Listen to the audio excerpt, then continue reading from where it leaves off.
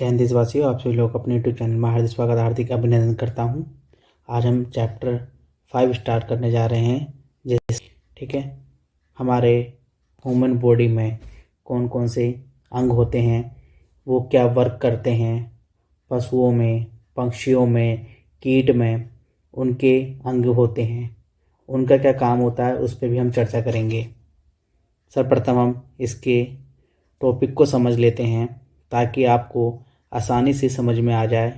उसके बाद जब हम टॉपिक को कंप्लीट कर लेंगे, उसके बाद हम इसके क्या करेंगे, क्वेश्चन आंसर करेंगे, टेबल्स को करेंगे।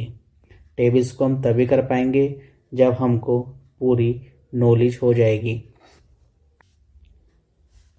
शरीर में गति, गति से पता लग रहा है मोशन। गति से क्या पता लग रहा है, मोशन।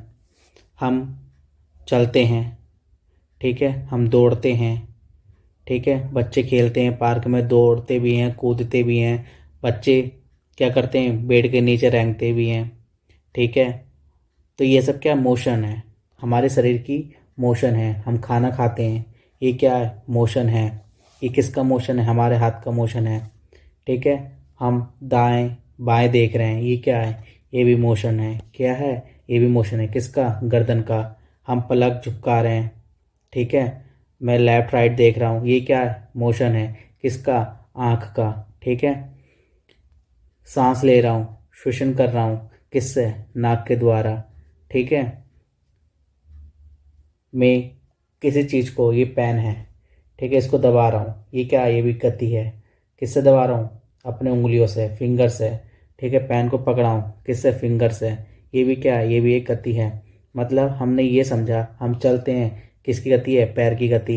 बैठते हैं, घुटना, ठीक है, घुटने के वजह से हम क्या करते हैं, बैठ सकते हैं, उठ सकते हैं, ठीक है।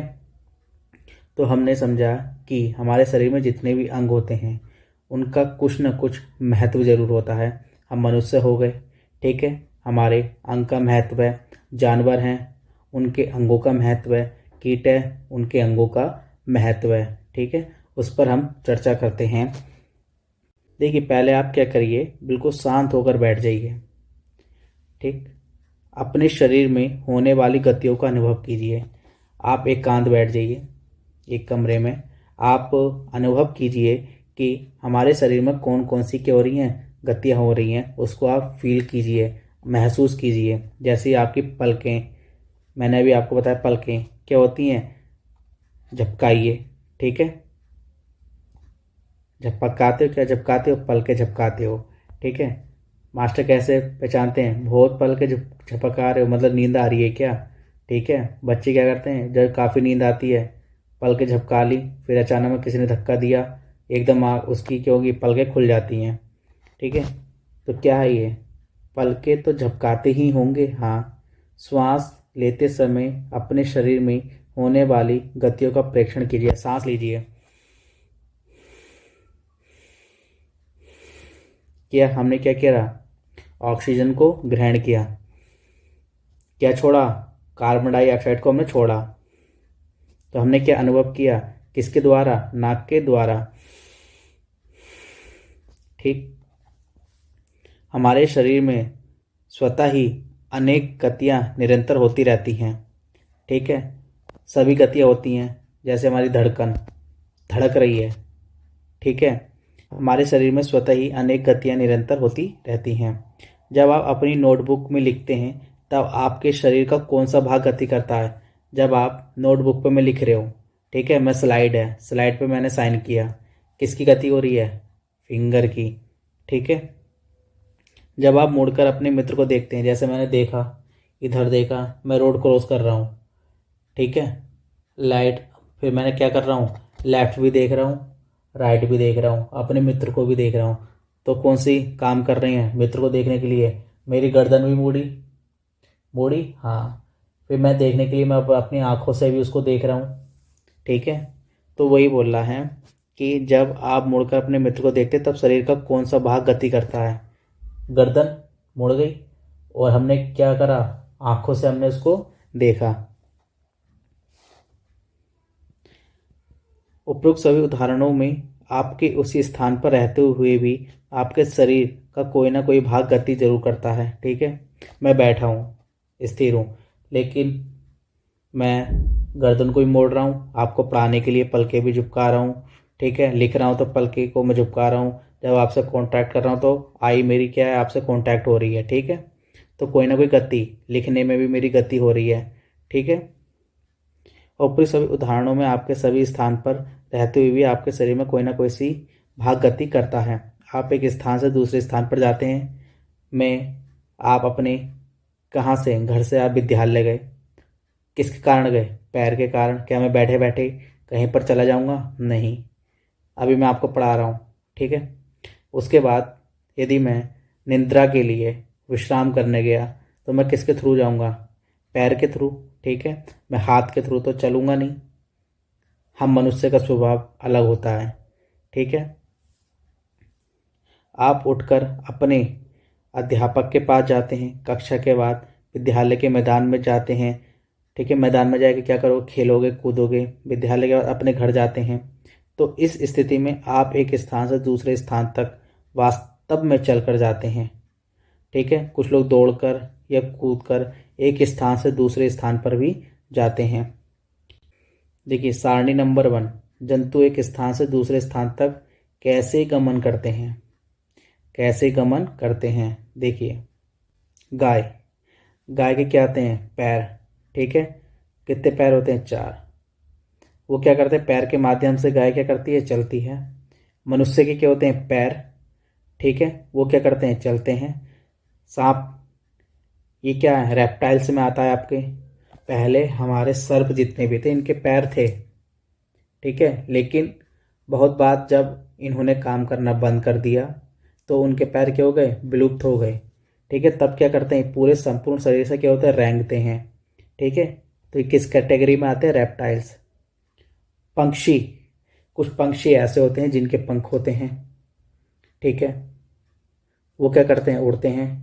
लेकिन कुछ पंक्षी ऐसे होते हैं उनके पर होते हुए भी वह उड़ नहीं पाते, वे क्या करते हैं? चलते हैं।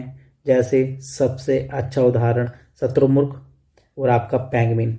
पेंगुइन के पंख भी होते हैं, क्या वो उड़ पाते हैं? नहीं, वे क्या करते हैं? 2 पैरों के मदद से चलते हैं। लेकिन पक्षी में आ जाए, कुछ पंक्षी ऐसे होते हैं जो पंख के माध्यम से उड़ते हैं, लेकिन कुछ पंक्षी ऐसे होते हैं जो अपने पैरों के माध्यम से चलते हैं, जैसे शत्रुमुर्ग और आपका पेंगुइन। ठीक है, बेस्ट एग्जाम्पल आपका देखा होगा मुर्गी, वो भी आपकी क्या करती है? चलती है, वो ज़्यादा देर तक उड़ नहीं पाती। ठीक है, आप मोर को ले लीजिए, बहुत ही कम देखा होगा कि वो उड़ते हैं, लेकिन अधिकतर वो पैर से चलते हैं। ठीक है, कीट, देखिए कीट भी कुछ ऐसे होते हैं, जैसे आपके पंक्षी हो गए, ये किसके संग में आते हैं? कोरोडेटा। जो आपके कीट हैं वो आपके उड़ने वाले भी होते हैं, वो आपके चलने वाले भी होते हैं। ठीक, कुछ कीट ऐसे होते हैं जो उड़ते हैं। आपके क्या हो गया? ततैया उड़ते हैं। ठीक है, उनके पंख होते हैं। मधुमक्खी और आपका मक्खी, ठीक है, ये क्या होते हैं? उड़ते हैं। लेकिन कुछ कीट ऐसे होते हैं जो चलते भी हैं। चींटी, ठीक है, ये क्या करते हैं? चलते हैं। ठीक है, आर्थ्रोपोडा किसमें आते हैं? आर्थ्रोपोडा में आते हैं। आर्थ्रोपोडा का मतलब चींटी देखना, उनके कितने पैर होते हैं? 3 जोड़ी पैर होते हैं, 3 लेफ्ट में 3 राइट में, कितने हो गए? 6। ठीक है, तितली को देखना। ठीक है, फिर आप उसके भी पैर होते हैं, बैठती है। ठीक, आप मक्खी को देख लेना, मधुमक्खी को देख लेना, ये सब क्या कीट हैं। मछली, मछली क्या करती है? पंख के माध्यम से क्या करती है? तैरती है। पूंछ से अपना क्या बनाती है? बैलेंस बनाती है। तो ये बैलेंस और गति किसके माध्यम से करती है? पंख व पूंछ के माध्यम से। तो क्या करती है? तैरती है। ठीक है, जंतु एक स्थान से दूसरे स्थान तक किसी प्रकार का गमन करते हैं। चलना, टहलना, दौड़ना, उड़ना, छलांग मारना, रेंगना, तैरना इत्यादि जंतुओं एक स्थान से दूसरे स्थान तक जाने के कुछ ढंग हैं। जंतुओं के एक स्थान से दूसरे स्थान तक जाने के तरीके में इतनी अधिक विविधता क्यों है? क्या कारण है कि अनेक जंतु चलते हैं जबकि सांप रेंगता है, मछली तैरती है। ठीक है, देखिए पहले हमारे मानव क्या थे, हमारी मछली पानी में रहती है। ठीक है, उनके आइस में क्या होती है, एक झिल्ली रहती है जो उसको कवर कर देती है। पहले हमारे मनुष्य भी जब वो पानी में रहते थे, उस बहुत पहले बात बता रहा हूँ, तो हमारी क्या थी, हमारी भी झिल्ली थी जो पानी में जाते हुए अपने आप को क्या हो जाती थी, कवर हो जाती थी। मेंढक देखना पानी में जाएगा, उसकी झिल्ली क्या होगी, कवर हो जाएगी। हमारा जो ये भाग है जो कि अब क्या हो गया, विलुप्त हो गया है, क्योंकि हम पानी में हम रहते नहीं। ठीक है, तब क्या हो गया, हमारी ये विलुप्त हो गई है। पहले क्या होता था, ये भी हमारी कवर हो जाती थी एक शटर के तरह। अब वो है नहीं। इस प्रकार से सांप के पहले पैर थे, अब है नहीं, विलुप्त हो गए। उसने चलना उचित नहीं समझा, रेंगना उचित समझा। उसी प्रकार मनुष्य भी ढलता चला गया। ठीक है, मानव शरीर में एवं इसकी गतियाँ। अब हम किसकी बात करते हैं, मानव शरीर की। देखिए, जंतुओं की विविध गतियों पर ध्यान देने से पूर्व आइए अपने शरीर की कुछ गतियों को ध्यानपूर्वक देखें। क्या आपको विद्यालय में शारीरिक व्यायाम करते समय आनंद आता है? विद्यालय में शारीरिक व्यायाम करते समय आपके हाथ एवं पैर किस प्रकार गति करते हैं? हमारे शरीर में जिन गतियों को तो योग्य है, हम उनमें से कुछ शारीरिक गतियों को करने का प्रयास करें। एक काल्पनिक विकेट और काल्पनिक गेंद फेंकने का प्रयास कीजिए। हम सोच रहे हैं कि हम एक कमरे में बैठा हूँ, मैं काल्पनिक ही कर रहा हूँ कि मेरे सामने क्या है, विकेट है। मैं अपने पूरे हाथ को राउंड से क्या कर रहा हूँ, क्या कर रहा हूँ, बॉलिंग को कर रहा हूँ। ठीक है, इस प्रकार से देखिए, क्या मैं पूरा हाथ घुमा रहा हूँ? हाँ, बिल्कुल मेरा पूरा ये हाथ क्या हो रहा है, घूम रहा है। ठीक है, तो हाथ किस प्रकार घूमते हैं, पूरा हमारा हाथ घूम जाता है। ठीक है, उसी प्रकार आपको क्या करना है, कंधे से वृत्ताकार रूप में घुमाते हैं। ठीक है, वृत्ताकार रूप से घुमाते हैं। हाँ, अब क्या करना है आपको, आपका कंधा भी गति करता है। पीठ के बल लेट जाइए। देखिए, ये पीठ के बल हम लेट गए हैं। ठीक है, अपने पैर को कूल्हे के चारों घुमाइए। हमने लेट कर क्या करते हैं, बच्चा एक पैर उठा लेता है, उसको गोल गोल घुमाता है। इस प्रकार से मैं लेट गया, जैसे मेरी ये पैर गोल गोल घुमाइए, घूमता है? हाँ, बिल्कुल घूम जाता है। ठीक है, अब क्या करना है, भुजा को कोहनी से ऊपर नीचे खींच दीजिए। ये ले आया कोहनी तक। क्या मैं इसको पूरा कर पा रहा हूँ, मोड़ पा रहा हूँ? नहीं। पूरा कर पा रहा हूँ? नहीं। ठीक है, बस खाली एक निश्चित है जिसको मैं कर पा रहा हूँ, पूरा इसको 360 डिग्री नहीं घुमा पा रहा हूँ। ठीक है, इस प्रकार क्या करना है, ये आपको पैर लेना है। ठीक है, पैर की ये घुटना है, इसको भी देखना है, क्या ये पूरा 360 डिग्री घूम जाएगा? नहीं घूमेगा। ठीक है, नहीं घूमेगा। अपने हाथ को पार्श्व में सीधा तानिए, भुजा को मोड़ते हुए उंगलियों से कंधे को छुइए। ठीक है, ये हमने कर लिया। अपने हाथ को कौन सा भाग मोड़ा, हाथों को सीधा तान कर नीचे की ओर झुकने का प्रयास कीजिए। क्या आप ऐसा कर पाते हैं? ये सब चीज़ें आपको एक्टिविटी करनी है।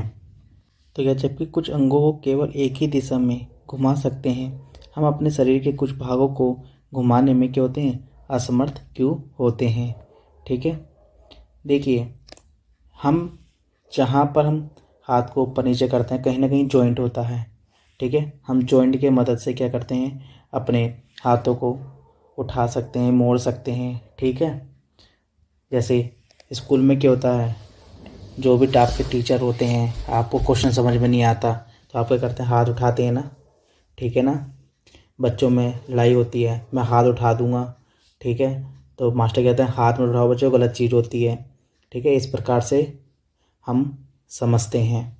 ठीक है, जैसे इस चित्र में क्रियाकलाप में क्या किया है कि अपने मित्र से कहना कि स्केल लीजिए और इसको बांध दीजिए। क्या आप इसको ऐसे मोशन कर सकते हैं? नहीं करोगे।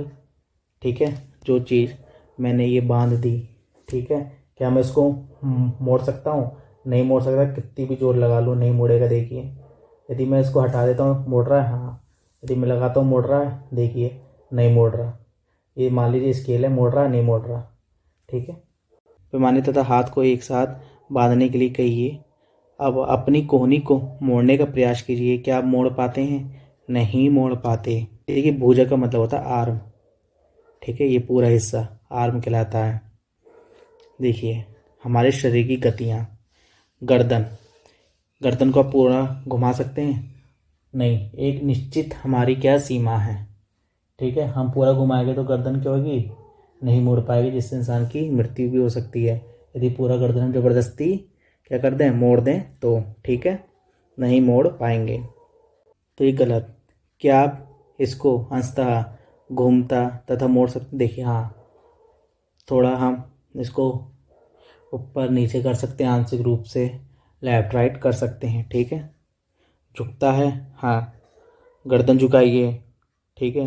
आप गर्दन झुका के बात करते हैं, आपके माता पिता आते हैं, आपसे कोई गलती होती है, आप गर्दन को झुका लेते हैं, ठीक है, जब आपकी गलती होती है। जब आपकी गलती नहीं होती तो मेरी कोई गलती नहीं है, ठीक है, मेरी कोई गलती नहीं है, मैं अपना सर को, अपनी गर्दन को नहीं झुकाऊंगा, ठीक है। क्या आप अपनी गर्दन को उठा सकते हैं? पूरा उठा लेंगे क्या? जैसे आप अपने हाथ को उठा लेते हैं, क्या अपनी गर्दन उठा लेंगे? नहीं, उठाने के लिए आपको एड़ी का सहारा लेना पड़ेगा। गति बिल्कुल नहीं करता, गलत। गति करता है लेफ्ट राइट ऊपर नीचे, देखते हैं। कलाई, यह देखिए आपकी कलाई है, ठीक है। अब आप सोचें कि मैं इसको पूरा मोड़ दूं, क्या मोड़ पाएगा? नहीं, देखिए यहाँ तक हो गया, ठीक है। क्या इसको मैं पूरा मोड़ पा रहा हूँ? नहीं मोड़ पाऊंगा। मोड़ूंगा तो क्या होगा, ये टूट सकता है। तो हम कलाई को पूर्णतः घुमा नहीं सकते, आंशिक रूप से हो सकता है। देखिए हो रहा है, बस इतना जा रहा है, ठीक है। इस प्रकार देखिए आंशिक रूप से हो सकता है, ठीक है। झुकता है, देखिए क्या उठा सकते हैं? नहीं। उंगली, फिंगर, अब आता है फिंगर का। क्या फिंगर को पूर्णतः घुमा सकते हैं? मान लीजिए फिंगर है, मैं इसको एक निश्चित समय तक ही ऊपर लेके जा सकता हूँ, ये नहीं कि इसको पूरा तोड़ के पूरा 360 डिग्री को घुमा दूँ, असंभव है ये, ठीक है। उंगली पूर्णतः घूमता नहीं, अंशतः घूमता या मुड़ता है, देखिए आंशिक रूप से होता है। झुकता है, हाँ। उठता है, हाँ। तोता उड़, मैना उड़, बचपन में आपने किया होगा, तोता उड़ मैना उड़। तो आप क्या करते हैं, फिंगर को उठाते हैं। उठाते हैं कि नहीं उठाते? उठाते हैं। गति नहीं करता, क्यों नहीं करता? गति करता। तो ये तो सारे ऑप्शन तो गलत हैं आपके, ठीक है, क्योंकि हमारे शरीर का ऐसा कोई सा भी भाग नहीं जो वर्क नहीं करता, कुछ ना कुछ उसकी एक्टिविटी जरूर रहती हैं।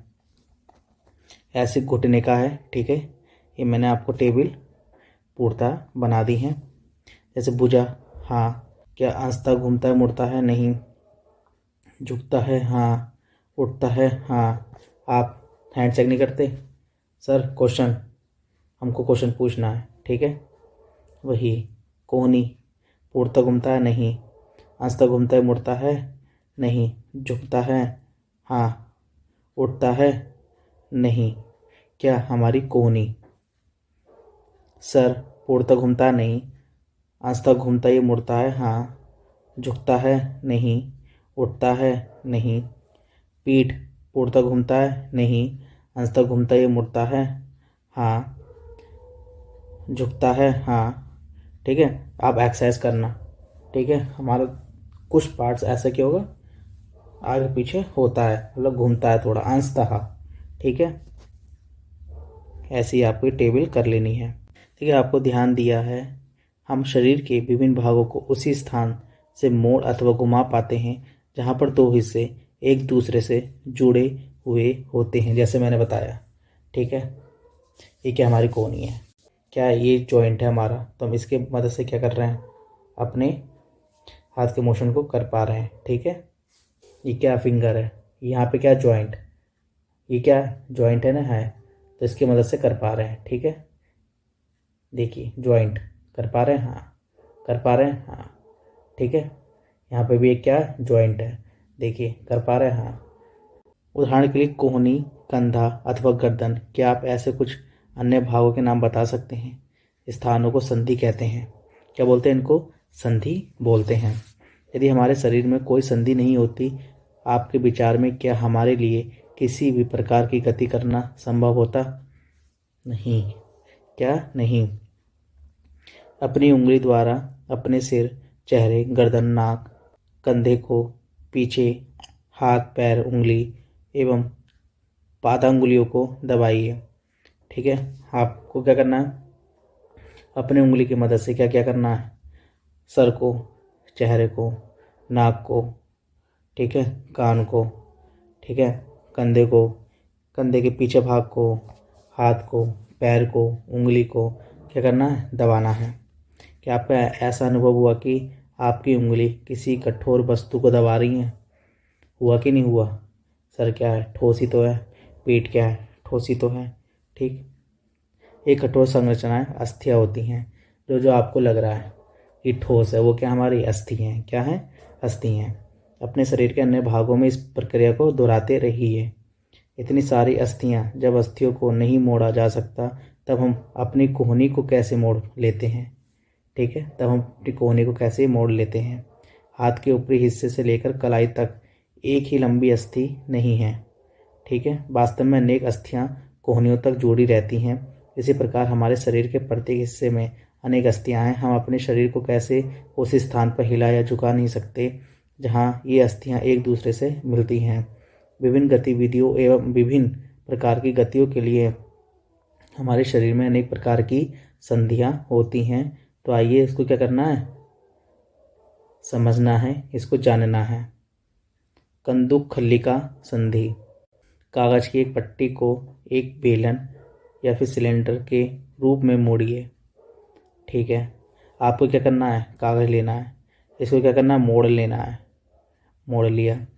रबड़ अथवा प्लास्टिक की एक पुरानी गेंद में एक छेद करके किसी के निरीक्षण में उसमें मोड़े हुए कागज की बेलन को डालिए, जैसे कि चित्र 5.2 में दर्शाया गया है। ठीक है, आपको इस प्रकार से करना है। ये क्या है? आपका कागज का बेलन बना लिया हमने। ठीक है, ये क्या? आपकी गेंद है। इसमें क्या करना है? कटोरी है। क्या ये? कटोरी है। तो ये क्या है? आपकी कंदुक खुली का संधि हमने क्या करा? बना लिया है। ये क्या करा हमने? ठीक है, कागज का टुकड़ा, इसके ऊपर क्या? गेंद। इसमें क्या करा? हमने क्या करा? इसमें कटोरी को फंसा लिया। गेंद पर भी चिपका सकते हैं। गेंद को एक छोटी कटोरी में रखकर चारों ओर घुमाने का प्रयास कीजिए। क्या गेंद कटोरी में स्वतंत्र रूप से घूमती है? क्या कागज का बेलन भी घूमता है? अब कल्पना कीजिए कि कागज का बेलन आपका हाथ है। ठीक है, ये कागज का बेलन क्या है? आपका हाथ है। गेंद इसका एक सिर है। गेंद क्या है? आपका सिर है। ठीक है, कटोरी कंधे उस भाग के समान है जिससे आपका हाथ जुड़ा हुआ है। एक अस्थि का गेंद वाला गोल हिस्सा दूसरी अस्थि कटोरी रूपी गुहिका में धंसा हुआ है। इस प्रकार की संधि सभी दिशाओं में गति प्रदान करती हैं। क्या आप इन गतियों में उपरोक्त प्रकार की संधि का कोई अन्य उदाहरण खोज सकते हैं? इस अनुभाग के प्रारंभ में शरीर के विभिन्न भागों को हमारे द्वारा दी गई गतियों का क्या करना है? स्मरण करना है। देखिए, ये क्या? हमारी जांघ की हड्डी मतलब अस्थि। ठीक है, इसमें क्या होता है? अस्थि में हमारी कंदुक खुली का संधि पाई जाती है। ठीक है, ये क्या? हमारी श्रेणी अस्थि। क्षुरांग्र संधि गर्दन तथा सिर को जोड़ने वाली संधि धुरांग्र संधि कहलाती है। ठीक है, जो हमारी गर्दन और जो हमारी सिर है उसको जोड़ने वाली संधि क्या कहलाती है? धुरांग्र संधि। इसके द्वारा सिर को आगे पीछे या दाएं बाएं घुमा सकते हैं। इन गतियों को करने का प्रयास कीजिए। यह गति हमारे हाथ की उस गति से किस प्रकार भिन्न है जिसमें कंदुक खलिका संधि द्वारा हाथ को पूर्णतः वृत्ताकार रूप में घुमा सकते हैं। धुराग्र संधि में बेलनाकार अस्थि एक छल्ले में घूमती है। ये क्या? आपकी धुरांग्र संधि। क्या है? आपकी धुरांग्र संधि। ठीक है, जो हमारे सर और गर्दन को क्या करती है? मिलाती है। ठीक है, ये क्या करती है? धुरांग्र संधि। ठीक है, ये एनसीईआरटी का बहुत इंपॉर्टेंट क्वेश्चन है जो भी कॉम्पिटिटिव एग्जाम में आते हैं, जैसे कि अभी रेलवे का एग्जाम होने वाला है, उसमें ये क्वेश्चन पूछा जा सकता है कि वो कौन सी संधि है जो हमारे सर और गर्दन को जोड़ती है।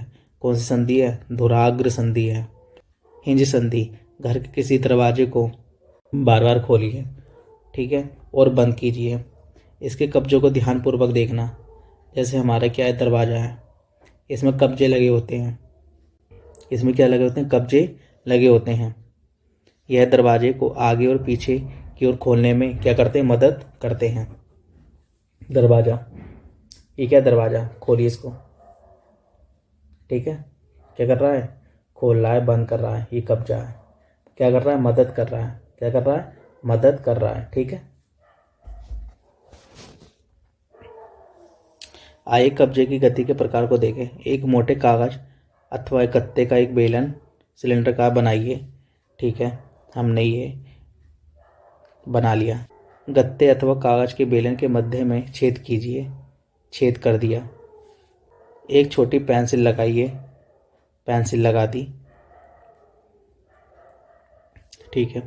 गत्ते को एक और टुकड़ा लेकर उसको इस प्रकार मोड़िए कि यह आधा भाग बेलन बन जाए, ठीक, जिस पर दूसरे बेलन को सरलता से घुमाया जा सके।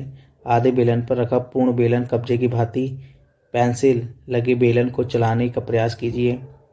यह किस प्रकार गति करता है? यह गति आपके द्वारा बनाए गए कंदुक खलिका संधि की क्या है, गति से किस प्रकार भिन्न है, ठीक है। ये क्रियाकलाप वन में कोहनी में इस प्रकार की गति देखी थी, ठीक है। जो ये प्रयोग कर रहे हैं इन जैसी संधि द्वारा क्या क्या करना है? गति की दिशा का निर्धारण। कागज लिया, पेंसिल किया, हम इसको क्या कर रहे हैं? घुमा रहे हैं, ठीक है। जो कुछ हमने बताया था एक हिंज से भिन्न है, लेकिन इससे पता चलता है कि हिंज एक दिशा में गति होने देता है।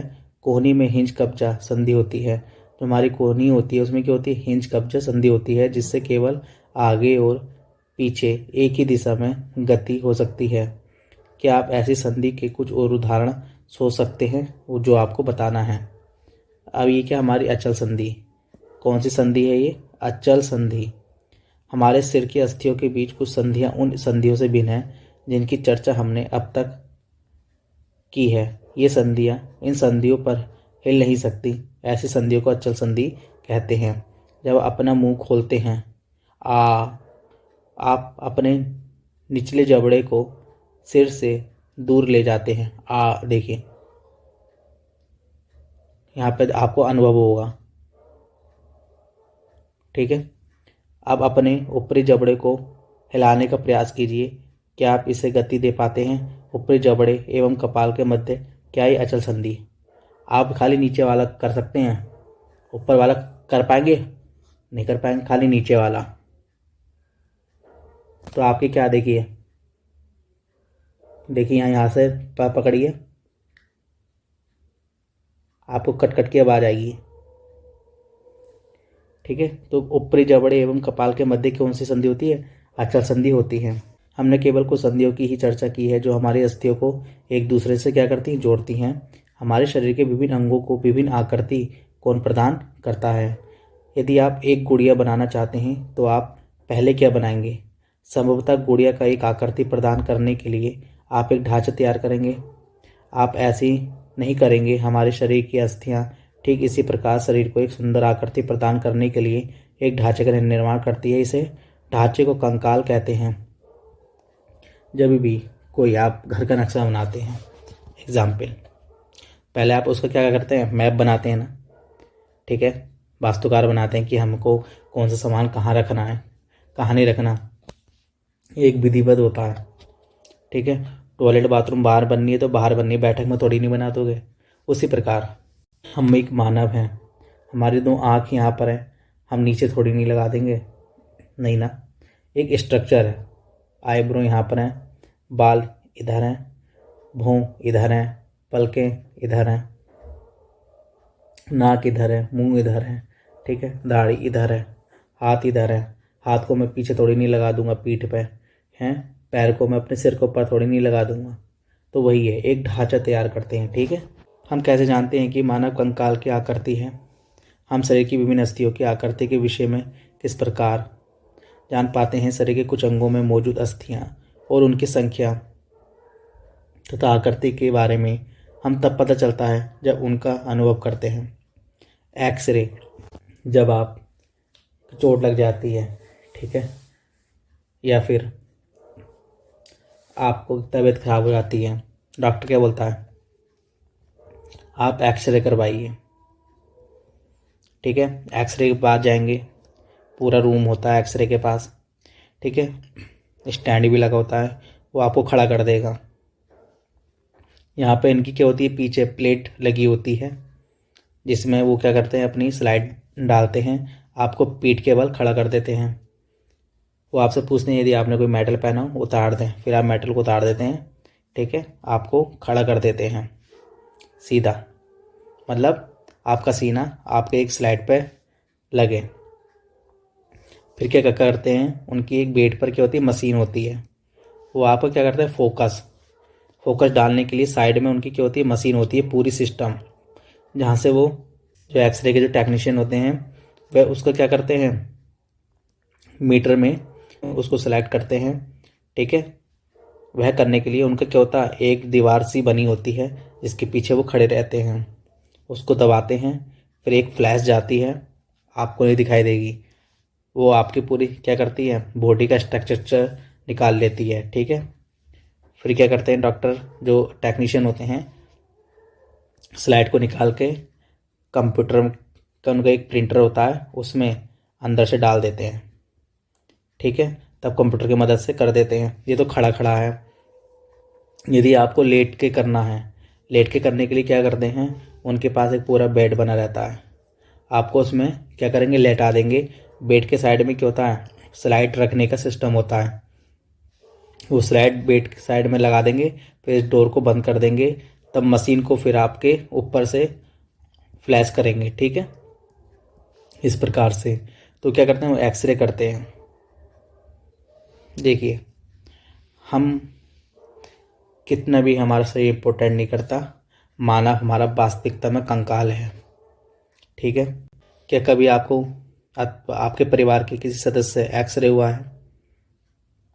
कई बार चोट लगने पर चिकित्सक एक्सरे करवाते हैं, जैसे मैंने अभी बताया, जिससे उन्हें अस्थियों को हुई संभावित क्षति के विषय में जानकारी क्या होती है, प्राप्त होती है। एक्सरे चित्र से हमें शरीर की क्या होती है, अस्थियों की आकृति का पता चलता है। डॉक्टर तभी तो बताएगा कि भैया आपको चोट कहाँ लगी, आपको चोट कहाँ नहीं लगी। ठीक है, अपने हाथ के अग्र एवं ऊपरी भाग तथा पैर के निचले एवं ऊपरी भाग की अस्थियों का अनुभव कीजिए। प्रत्येक अंग की अस्थियों की संख्या का पता लगाइए। अपने घुटने और कोहनी की अस्थियों का ठीक उसी प्रकार अनुभव करें और एक्सरे चित्र से तुलना कर प्रत्येक भाग में अस्थियों की संख्या ज्ञात करनी है। ठीक है, हमको बताना है कि हमारी जितनी भी अस्थियां हैं वो कितनी हैं। देखिए, जैसे हम क्या हो गए, बड़े हो गए, तो हमारी कितनी अस्थि पाई जाएंगी, या हमारी कितनी हड्डी पाई जाएंगी, 206। लेकिन जो बच्चे होते हैं, शिशु होते हैं, उनमें हड्डी कितनी पाई जाती है, 275 से 300 के रेंज में उनकी क्या पाई जाती है, अस्थि पाई जाती है। कहीं पे आपको 275 मिल जाएगा या कहीं पे आपको 300, तो 275 से 300 के बीच में अस्थियां पाई जाती हैं, किनमें, शिशुओं में। लेकिन जो बड़े होते हैं उनमें क्या होता है, 206 हड्डी पाई जाती हैं। ठीक है, वो 206 हड्डी कहाँ कहाँ होती हैं वो आपको क्या करना है, काउंट करना है। तो टोटल कितनी होती है हमारी बोन, 206। जो हमारी स्कल होती है, स्कल में कितनी पाई जाती हैं, 22। स्कल में कितनी पाई जाती हैं, 22। जो आपकी ईयर होती हैं, आपकी ईयर में 6 पाई जाती हैं, और आपकी हेड में कितनी पाई जाती हैं, 1 पाई जाती हैं। तो आपकी एसोसिएटेड बोन कितनी होती हैं, एसोसिएटेड बोन होती हैं आपकी 7। और जो आपका एक्सियल स्केलेटन होता है उसमें आपको कितनी पाई जाती हैं, 80। जो आपका थोरिएकल कैग होता है उसमें कितनी पाई जाती हैं, 25। वर्टिब्रल में कितनी पाई जाती हैं, 26। जो आपकी लोअर लिम्स होती है उनमें कितनी पाई जाती हैं, 60। यहाँ पे क्या है, लोअर लिम्स पाई जाती हैं। ठीक है, जो आपकी पेल्विक होती है उसमें कितनी पाई जाती हैं, 2। और जो आपकी अपर लिम्स होती है उसमें कितनी पाई जाती है 60। जो आपके पेक्टोरल्स होती हैं उसमें कितनी पाई जाती है 4। और जो आपकी अपेंडिकुलर होती है, अपेंडिकुलर में कितनी पाई जाती है आपकी 126। ठीक है, यदि आप इसको काउंट करोगे तो कितनी होंगी 206। ये देखिए पूरा ये एक्सरे है। ठीक है, जो मैं भी बता रहा था। अपनी उंगलियों को मोड़िए कि आप उन्हें प्रत्येक संधि स्तर पर मोड़ सकते हैं। आपकी माध्यमा में कितनी अस्थियां हैं। ठीक है, हथेली के पिछले भाग को स्पर्श करके अनुभव कीजिए। इसमें अनेक अस्थियां हैं। क्या आपकी कलाई लचीली है। अनेक छोटी छोटी अस्थियां से बनी हैं जिन्हें कार्पेल कहते हैं। ठीक है, यदि इसमें मात्र एक ही अस्थि होती है तो क्या होता है। ये क्या आपके हाथों की अस्थियां हैं। क्या है आपके हाथों की अस्थियां हैं। देखिए जो आपके हाथ होते हैं इसमें क्या होती है आपके कार्पल, मेटाकार्पल, फैलांगस। क्या फैलांगस। आपके कार्पल में कितनी है अस्थि 16, मेटाकार्पल में 10 और फैलांगस में आपके 28। 16, 10, 28। ठीक है, तो आपको ये सब चीज़ें याद रखनी है। गहरी सांस भरकर इसे कुछ समय तक रोक लिए। अपने वक्ष एवं पीठ को हल्के से दबाकर अपनी अस्थियों का अनुभव कीजिए। जितनी पसलियां वक्ष अस्थियां को आप गिन सकते हैं गिन लीजिए। 5.10 को ध्यान से देखिए। वक्ष की अस्थियों की तुलना में उपयुक्त अनुभव से क्या करना है, इसको फील करना है, अनुभव करना है। ठीक है, क्रियाकलाप 4 में आपकी क्या है पसली पिंजर है। क्या है पसली पिंजर। पसली पिंजर विशेष रूप से मुड़ी है वे वक्ष की अस्थि एवं मेरुदंड से जुड़कर क्या है एक बक्से की रचना करती हैं। इस शंकुरूपी बक्से को पसली पिंजर कहते हैं। पूरे को क्या क्या बोलते हैं हम, पूरे को बोलते हैं हम पसली पिंजर, क्योंकि पिंजरे के समान है। बक्स के दोनों तरफ की होती है 12 पसली होती हैं। हमारे शरीर के कुछ महत्वपूर्ण अंग हैं, इसमें क्या सुरक्षित है। ठीक है, अपने कुछ मित्रों को बिना घुटने मोड़े झुककर अपने पाँव की उंगलियों छूने को कहिए। क्या यह चिकनी, समतल अथवा अखंड है। अपनी उंगलियों को अपने मित्र की गर्दन से प्रारंभ करके उसकी पीठ पर नीचे की ओर लाइए। आपके द्वारा अनुभव की गई संरचना मेरुदंड है। यह अनेक छोटी छोटी अस्थियों से बना है जिसे कशेरुका कहते हैं। कशेरुका किससे बना होता है, छोटी छोटी अस्थियों से बनकर बना होता है। तो मेरुदंड में क्या होता है 33 कशेरुकाओं का बना होता है। ठीक है, पसली पिंजर भी वक्ष क्षेत्र की इन अस्थियों से क्या है जुड़ा हुआ है। मेरुदंड केवल एक ही अस्थि का बना होता है। तो क्या आपका मित्र इस प्रकार नीचे झुक सकता था। अपने मित्र को खड़े होकर हाथों से किसी दीवार को धक्का लगाने के लिए कहिए। उसी से कहिए कि वह अपने हाथ से दीवार पर धक्का लगाने का प्रयास करें। कि आपको उसके कंधों के समीप 2 उभरी हुई अस्थियां दिखाई देती हैं। इन्हें कंधे क्या बोलते हैं, कंधे की अस्थियां बोलते हैं। कंधे की अस्थियां बोलते हैं। ये आपकी क्या है कंधे की अस्थियां हैं। जब हम किसी दीवार पे क्या करेंगे बल लगाएंगे। ठीक है, तो क्या है कंधे की अस्थियां हैं। ये संरचना श्रोणीय अस्थियां हैं। ये बॉक्स के समान एक ऐसी संरचना बनाती है आपके अमाशय के नीचे पाए जाने वाली विभिन्न अंगों की रक्षा करती है। ये कूल्हे वाला वह हिस्सा है जिसके सहारे आप बैठते हैं। क्या है श्रोणीय अस्थि। ठीक है, श्रोणीय अस्थि है जिसके सहारे हम क्या करते हैं बैठते हैं। ठीक है, क्वेश्चन आएगा तो ये कहाँ पाई जाती है, क्या होती है। तो ये संरचना श्रोणीय अस्थियां हैं। ठीक है, किसमें 5.13 में। ये बॉक्स के समान क्या होती है, एक ऐसी संरचना बनाती है जो आपके आमाशय के नीचे पाए जाने वाले विभिन्न अंगों की रक्षा करती है। तो क्वेश्चन आएगा कि जो श्रोणीय अस्थि होती है किसकी रक्षा करती है, आमाशय के नीचे या ऊपर। तो आमाशय के नीचे पाए जाने विभिन्न अंगों की क्या करती है, रक्षा करती है। यह कूल्हे वाला हिस्सा होता है। क्या होता है, कूल्हे वाला हिस्सा होता है जिसके सहारे हम क्या करते हैं बैठते हैं। किसके सहारे बैठते हैं, कूल्हे के सहारे बैठते हैं। ये क्या आपका, ये तो मेरुदंड हो गया, ये कूल्हे की अस्थि हो गई। आपकी खोपड़ी अनेक अस्थियों एक दूसरे से जुड़ने से बनी है। ये हमारे शरीर के अति महत्वपूर्ण अंग है। मस्तिष्क को परिवर्तित करके उसकी सुरक्षा करती है। हमने अपने कंकाल की देखिए पहले खोपड़ी है। ठीक है, ये क्या हमारी मानव खोपड़ी है। अपने बहुत सी अस्थियों तथा संधियों के बारे में चर्चा की। कंकाल कुछ अतिरिक्त अंग भी हैं जो हड्डियों जितने कठोर नहीं होते और जिन्हें मोड़ा जा सकता है उन्हें क्या बोलते हैं उपास्थि। जिन्हें मोड़ा जा सकता है उन्हें क्या बोलते हैं उपास्थि। ठीक है, अपने कान को स्पर्श कीजिए, हमारे कान है।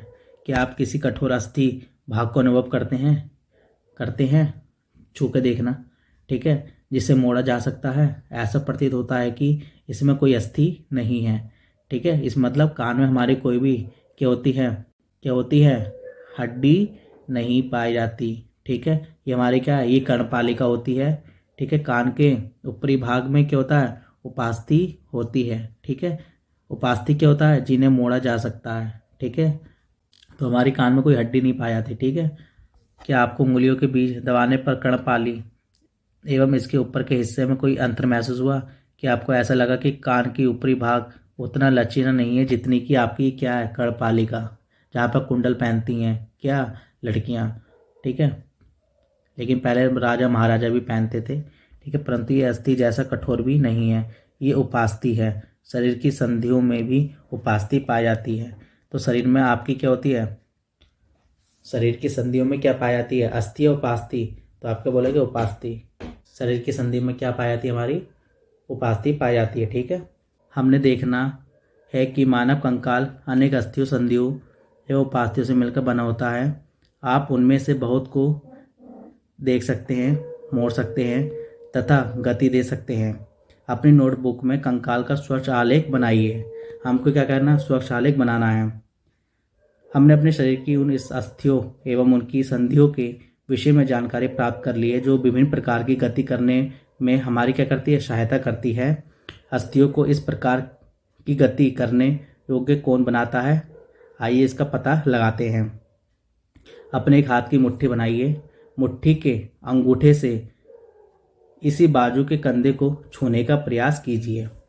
अस्थि को गति प्रदान करने में दो पेशियां संयुक्त होती हैं, ठीक है। क्या आप अपनी भुजा में कुछ परिवर्तन अनुभव करते हैं? दूसरे हाथ से इसे छूकर देखिए कि आपको कुछ उभरा हुआ लगता है। कहते नहीं, हमारी बॉडी देखिए, उभरा हुआ महसूस हुआ। मुट्ठी को बांधते नहीं है, बॉडी उभरा हुआ लगा, मुट्ठी छोड़ दूंगा, थोड़ा उभरा हुआ नहीं लगेगा जितना मुट्ठी बांध कर होता है, ठीक। क्या आप अपनी ऊपरी भुजा में कुछ परिवर्तन अनुभव करते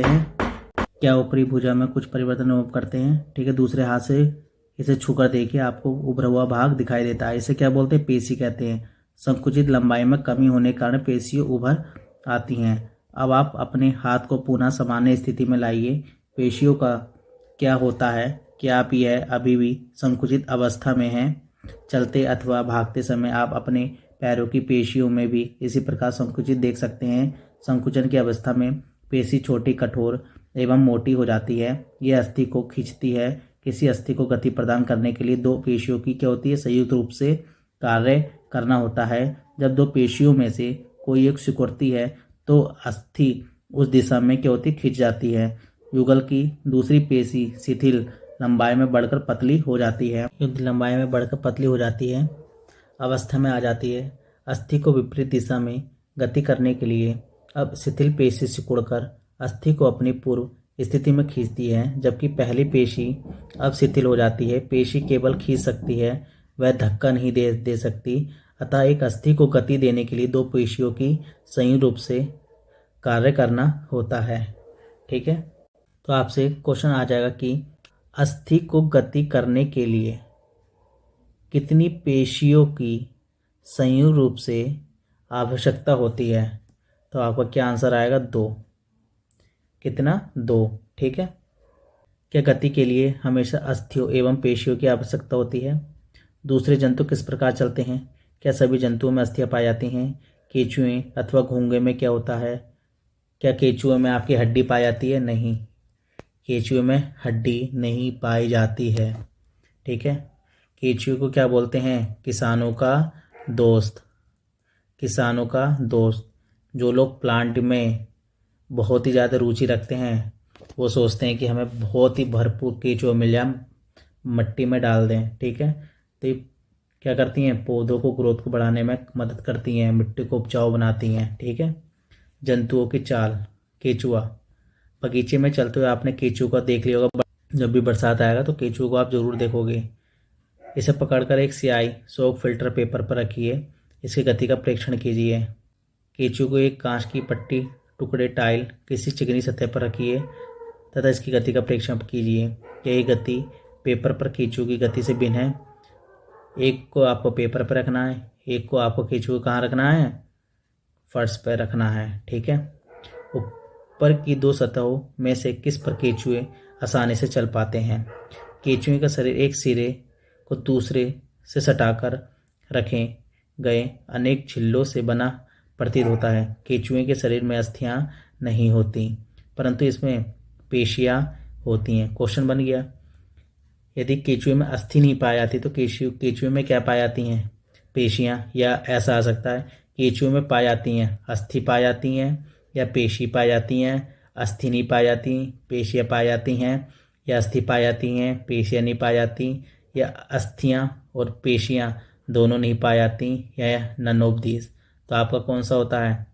ये वाला। इसमें अस्थि तो नहीं पाई जाती लेकिन पेशियां पाई जाती हैं। ठीक है।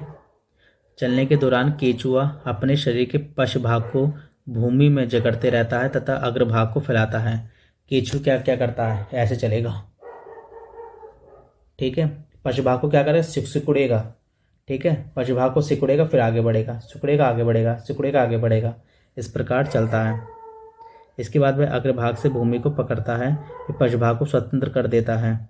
इसके पश्चात ये शरीर को संकुचित करता है, पश्च भाग को आगे की ओर क्या करता है? खींचता है। केंचुआ पश्च भाग को आगे की ओर खींचता है, पीछे की ओर करता है। क्वेश्चन बन गया। तो केंचुआ क्या करता है? पश्च भाग को आगे की ओर खींचता है, इससे वह कुछ दूरी तक आगे बढ़ता है। केंचुआ क्या करता है? इस प्रक्रिया को बार बार दोहराते हुए मिट्टी पर आगे बढ़ता है। इसके शरीर में क्या होता है? चिकने पदार्थ होते हैं जो इसे चलने में सहायता करते हैं। ठीक है। हम अपने शरीर के हिस्से को जमीन से किस प्रकार टिकाते हैं? शरीर में छोटे छोटे अनेक सूक्ष्म बाल जैसी आकृतियां होते हैं। ये सूक्ष्म पेशियों से जुड़े होते हैं। सूक्ष्म मिट्टी में उसकी पकड़ को क्या करते हैं? मजबूत बनाते हैं। केंचुआ वास्तव में अपने रास्ते में आने वाली मिट्टी को खाता है। ठीक है। मिट्टी को क्या करता है? खाता है। कौन? केंचुआ। क्वेश्चन आ जाएगा, केंचुआ क्या खाता है? मिट्टी को खाता है। उसका शरीर अनपचे पदार्थ को बाहर निकाल देता है। केंचुआ द्वारा किया गया यह कार्य मिट्टी को उपजाऊ बना देता है, जिससे पौधों को फायदा मिलता है। देखिए मैंने अभी आपको बताया। तो देखिए क्या करता है? खाता है। जो उभरी उभरी जो भाग होते हैं ना केंचुए में, क्या करता है? जो नहीं पचा उसको बाहर निकाल दिया। ठीक है। मिट्टी को क्या बनाता है? ये उपजाऊ बनाता है। घोंगा। एक बगीचे में घोंगा को अवलोकन कीजिए। क्या आपने इस पीठ पर गोल संरचना देखी है जिस प्रकार से ये? ठीक है। इस कवच, इसे क्या कहते हैं? कवच कहते हैं। क्वेश्चन आएगा, जो घोंगे के जो पीठ पर जो गोल संरचना पाई जाती है इसको क्या बोलते हैं? कवच बोलते हैं। ये घोंगे को बाह्य कंकाल, घोंगे का क्या? बाह्य कंकाल है। ठीक है। परंतु अस्थियों का बना नहीं होता। यह कवच एकल एकक होता है। इसका कवच कैसे होता है? एकल एकक होता है या बहु एकक होता है? कुछ भी बन सकता है। तो आपका जो इम्पोर्टेंट आंसर होगा, जो आपका घोंगा होता है इसका जो कवच होता है ये एकल एकक होता है, और यह घोंगे को चलने में कोई सहायता नहीं करता। अरे क्या जो इसका जो कवच होता है, क्या वो घोंगे को चलने में सहायता करता है? नहीं, सहायता नहीं करता। ठीक है। ये घोंगे के साथ खींचता चला जाता है। घोंगे को कांच की पट्टिका पर रखकर इसका परीक्षण कीजिए।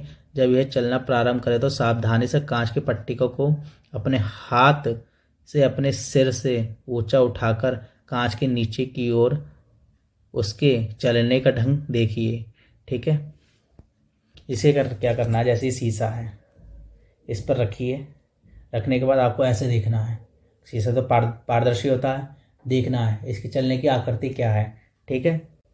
देखिए इस चीज़ को आप बच्चे जो हैं वो प्रयोग बिल्कुल नहीं करें, क्योंकि हमारे पर्यावरण में जितने भी जीव जंतु हैं उनको स्वतंत्रता का अधिकार है, उनसे खिलवाड़ ना करें। ठीक है।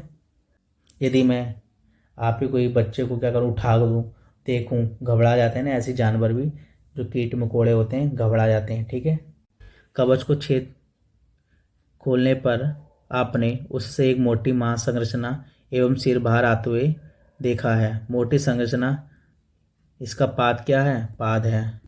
कवच का छेद खोलने पर आपने उससे एक मोटी मांसल संरचना एवं सिर बाहर आते देखा है। मोटी संरचना इसका क्या है, पाद मतलब पैर है, दृढ़ पेशियों का बना होता है।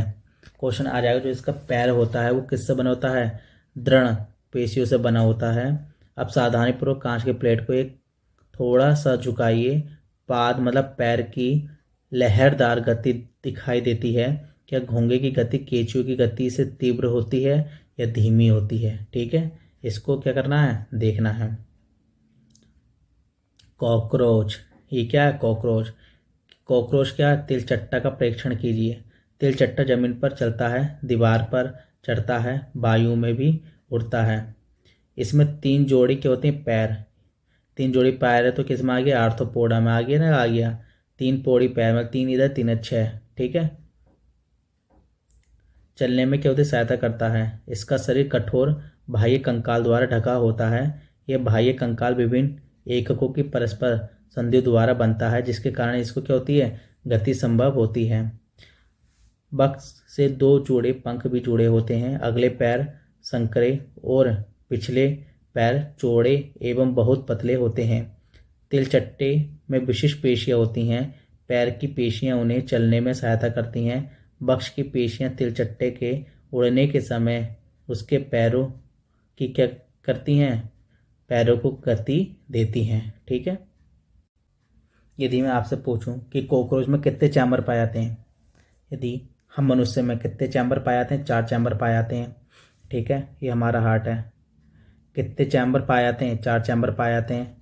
उस प्रकार जो हमारा तिलचट्टा जो कॉकरोच है उसमें कितने चैम्बर पाए जाते हैं, 13 चैम्बर। ठीक है, 13 चैम्बर पाए जाते हैं। ठीक है, इसलिए इसको क्या बोलते हैं, शैडो हेडबीज को बोलते हैं। यदि एक चैम्बर में इसको चोट लग गई, ठीक है, वो बेकार हो गया, तो बाहर जितनी भी इसकी क्या करती हैं, रक्षा करती हैं। ठीक है, पंक्षी पंक्षी हवा में उड़ते हैं तथा भूमि पर चलते हैं। बत्तख तथा हंस जैसे कुछ पक्षी जल में भी तैरते हैं। पंक्षी इसलिए उड़ पाते हैं क्योंकि इनका शरीर उड़ने के लिए अनुकूलित होता है। उनकी अस्थियों में क्या होता है, वायु प्रकोष्ठ होते हैं, जिसके कारण अस्थियां हल्की परंतु मजबूत होती हैं। पश्चात पैरों की अस्थियां चलने एवं बैठने के लिए अनुकूलित होती है। अग्रपाद की अस्थियां रूपांतरित होकर पक्षी को क्या करती हैं, पक्षी के पंख बनाती हैं। ठीक है, अग्रपाद ये क्या है, अग्रपाद ये क्या है, पश्चपाद। जो अग्रपाद होती है क्या होती है, पंक्षी के पंख बनाती हैं। जब मैं आपको टेबल करवा रहा था उसमें करा रहा था, कुछ पंक्षी ऐसे होते हैं जो चल पाते हैं, कुछ पंक्षी ऐसे होते हैं जो उड़ पाते हैं। ठीक है, तो ये अग्रपाद से क्या करते हैं, इनको क्या होता है, उड़ने में मदद मिलती है। ठीक है, कंधे की अस्थियां मजबूत होती हैं। इनकी जो कंधे की अस्थि होती हैं वो क्या होती है, मजबूत होती हैं। बक्ष की अस्थियां उड़ने वाली पेशियों को जकड़ने रखने के लिए विशेष रूप से रूपांतरित होती हैं तथा पंखों को ऊपर नीचे करने में सहायक होती हैं। ठीक है, उड़ते हैं ना, उड़ते हैं। यहाँ पर क्या, पक्षी का कंकाल है। ठीक है, मछली कागज की एक नाव बनाकर उसे पानी में इस प्रकार रखिए कि नुकीला, बच्चों ने किया होगा, नाव से खेलते हैं, नाव बनाते हैं कागज का। ठीक है, पानी में क्या करते हैं, तैराते हैं। ठीक है, जिसका क्या होता है, नुकीला भाग आगे होता है, जो कि क्या करता है, नाव को चलाने के लिए मदद करती है। ठीक है, ये इसका जो निचला भाग होता है ये क्या करता है, पानी को क्या करता है, हटाता है, पानी को हटाता है, जिससे नाव आगे बढ़ती है। नाव को दोनों सिरों से पकड़ के इस प्रकार धक्का दीजिए कि चौड़ी ओर से जल में जाए। क्या इस प्रकार नाव जल में सरलता से चल सकती है। क्या आपको ध्यान दिया कि नाव की आकृति काफ़ी सीमा तक मछली जैसी है।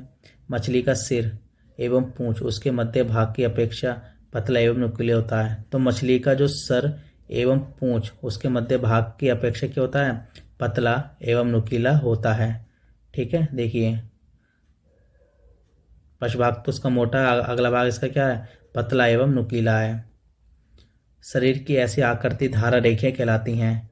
ठीक है, क्वेश्चन आ जाएगा जो मछली की जो आकृति होती है कौन सी होती है, धारा रेखीय आकृति होती है। आकृति के कारण जल इधर उधर बहकर निकल जाता है और मछली जल में सरलता से तैर सकती है। मछली का कंकाल दृढ़ पेशियों से ढका रहता है। पछलियों जो मछली का जो कंकाल होता है किससे ढका रहता है? दृढ़ पेशियों से। दृढ़ पेशियों से ढका रहता है। तैरने की प्रक्रिया में शरीर का अग्रभाग एक और मुड़ जाता है। आ जाएगा जब मछली तैरती हैं तो इस प्रक्रिया में इसका जो अग्रभाग होता है, ठीक है, वो क्या होती हैं? एक और मुड़ जाती हैं, दोनों ओर मुड़ जाती हैं, तो एक और मुड़ जाती हैं। या फिर क्वेश्चन आएगा जब मछली तैरती हैं तो उसका कौन सा भाग है जो एक और मुड़ जाती है? तो कौन सा भाग है? वो अग्रभाग है। और पूंछ क्या होता है? विपरीत दिशा में जाती है। ठीक है।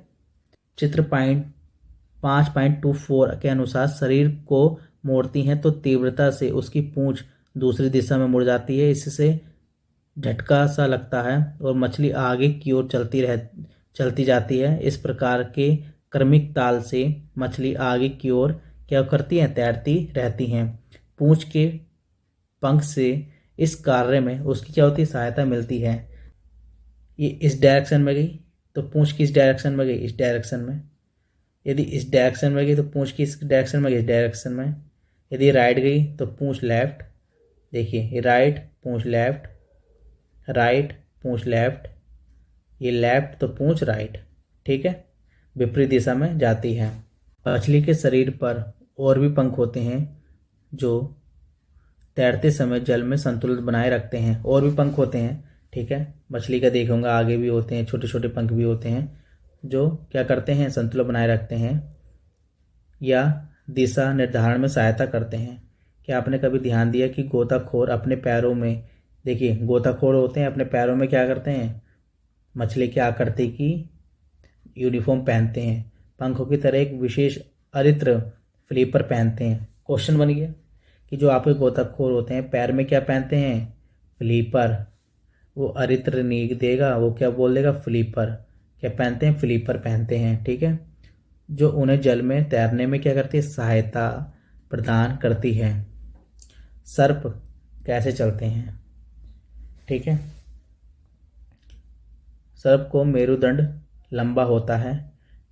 क्या छोटा होता है? बड़ा होता है? क्या होता है? लंबा होता है। शरीर की पेशियां क्षीण एवं असंख्य होती हैं। वे परस्पर जुड़ी होती हैं, चाहे वे दूर ही क्यों ना हो। पेशियां मेरुदंड, पसलियों एवं त्वचा को भी एक दूसरे से जोड़ती हैं। सर्प का शरीर अनेक विलय में मुड़ा होता है। इस प्रकार से प्रत्येक विलय उसे आगे की ओर धकेलता है। शरीर का अनेक विलय बनाता है और प्रत्येक विलय आगे को धक्का देता है। इस कारण बहुत तेजी से आगे की ओर चलता है, परंतु सरल रेखा में नहीं चलता। सरल रेखा का मतलब सीधा सीधा नहीं चलता, वो इस प्रकार चलता है। ठीक है, हमने विभिन्न जंतुओं को गति प्रदान करने वाली अस्थियों एवं पेशियों के विषय में जानकारी प्राप्त की। पहली एवं भुजों के पिटारे में विभिन्न जंतुओं की गतियों से संबंधित एक प्रश्न थे जो वो पूछ रहा था। इस प्रकार आपके मस्तिष्क में भी अनेक प्रश्न होंगे। तो प्रसिद्ध ग्रीक दार्शनिक अरस्तु ने अपनी पुस्तक ग्रेट ऑफ एनिमल्स, क्वेश्चन आ जाएगा कि ग्रेट ऑफ एनिमल्स किसकी पुस्तक है? अरस्तु की है।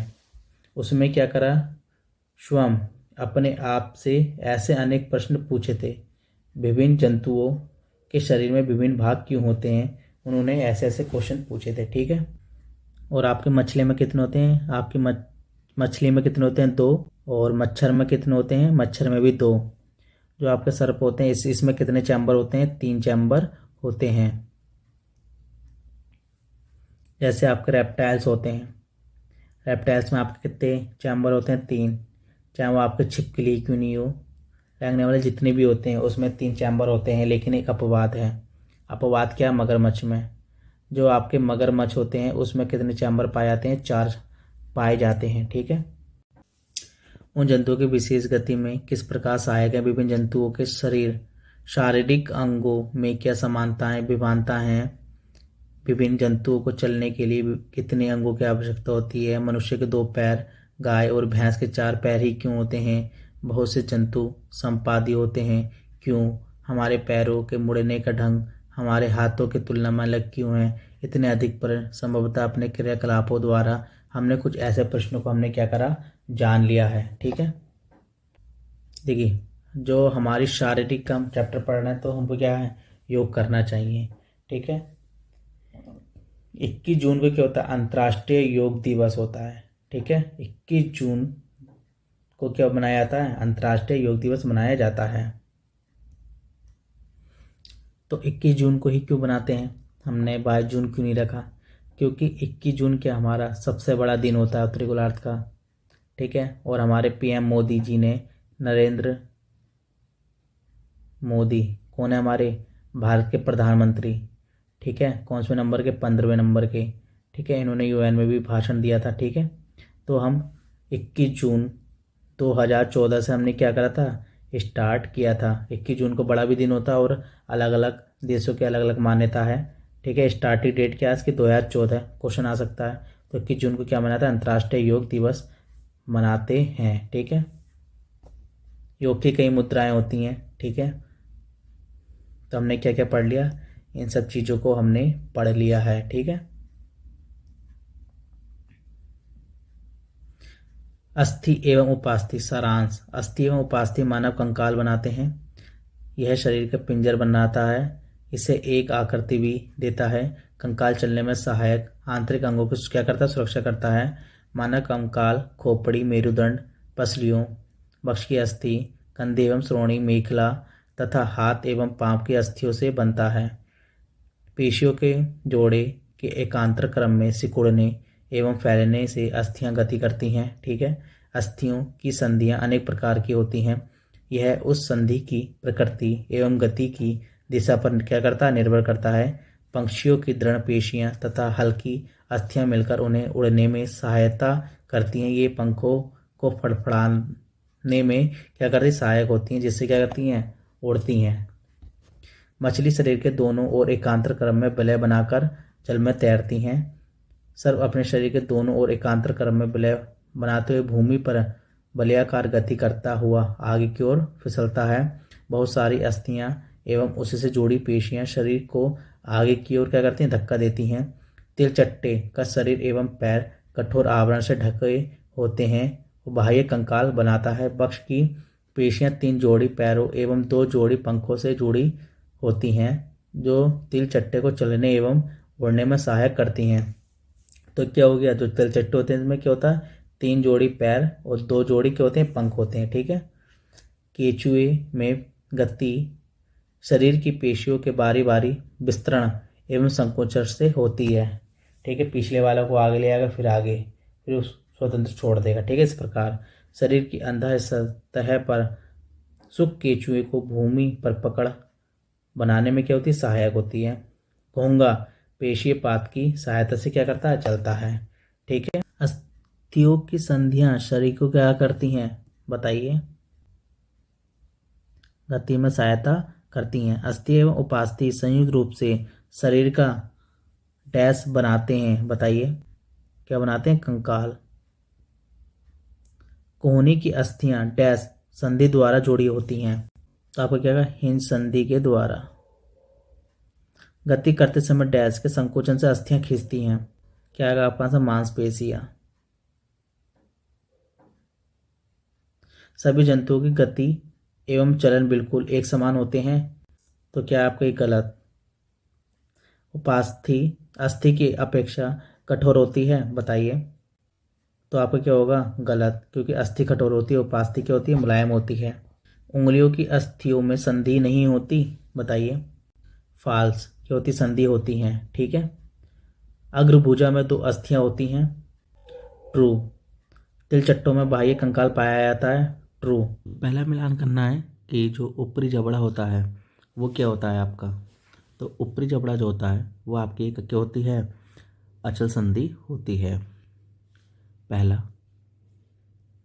ठीक है, अब बात करें मछली। मछली क्या होती है, देखिए मैंने आपको बताया कि मछली के शरीर में क्या होता है, आपके पंख भी होते हैं। ठीक है, मछली के शरीर में आपके क्या होते हैं, पंख भी होते हैं।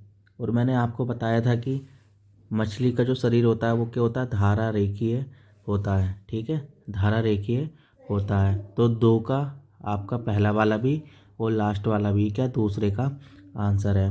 जो हमारी जो पसलियाँ होती हैं, ठीक है, मैंने आपको क्या बताया, जो पसलियाँ होती हैं वह क्या कार्य करती हैं, हमारे हृदय की सुरक्षा करती हैं। तो उसमें ऑप्शन ये हमारे हृदय की क्या करती हैं, सुरक्षा करती हैं। ठीक है, जो घोंघा होता है तो घोंघा क्या करता है, देखिए ऑप्शन क्या देखिए, घोंघा जो है बहुत धीमी गति से चलता है। घोंघा क्या करता है, बहुत ही धीमी गति से चलता है। ठीक है, 1 2 3 4 चौथा। अब आते हैं तिलचट्टा। तिलचट्टा में क्या होता है, देखिए तिलचट्टा में आपका बाह्य कंकाल भी होता है। ठीक है, और ये क्या करता है तिलचट्टा, ये हवा में उड़ भी सकता है। ठीक है, तो 5वें का आपका ये आंसर होगा 2।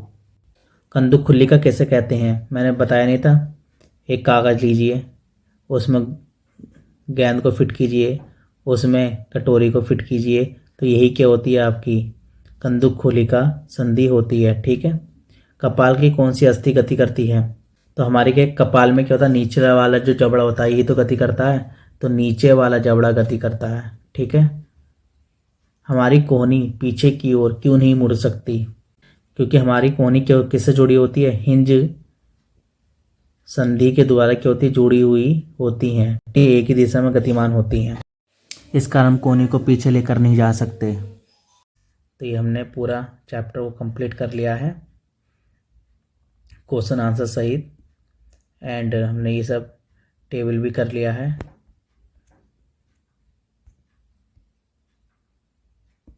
यदि हमारी वीडियो आपको अच्छी लगी हो तो वीडियो को लाइक करना, सब्सक्राइब करना, शेयर करना। ठीक है, जय हिंद, जय भारत।